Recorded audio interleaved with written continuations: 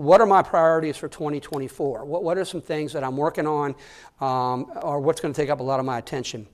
The first thing is something called zero-based budgeting.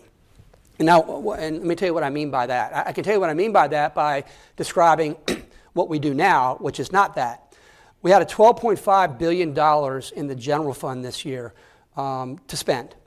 But we don't have a fight over how to spend that $12.5 billion.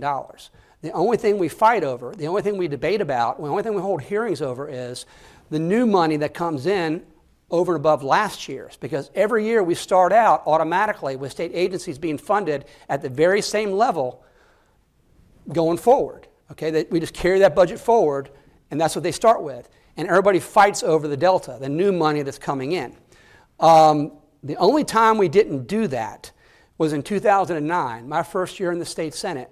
And we had to do it in 2009 because 2009 is the only year I can remember where we had less money coming into the general fund than we did the year prior. So we couldn't do that because we couldn't just simply appropriate what we appropriated at state agencies in 2008, rolled into 2009. We didn't have as much money.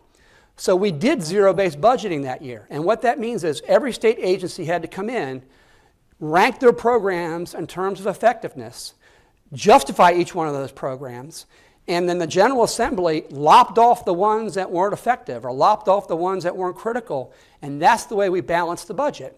Okay? That's zero-based budgeting, and that's what we ought to do every single year. I mean, think about what a company right now, a private company would go out of business if it simply funded every department every year at the same level that they got the prior year.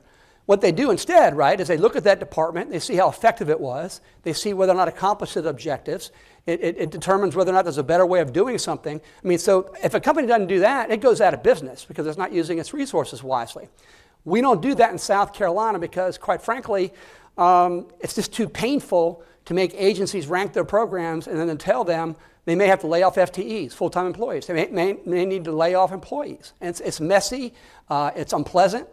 But frankly, it's our job up there to make sure your dollars are being spent wisely, and we're not doing that now.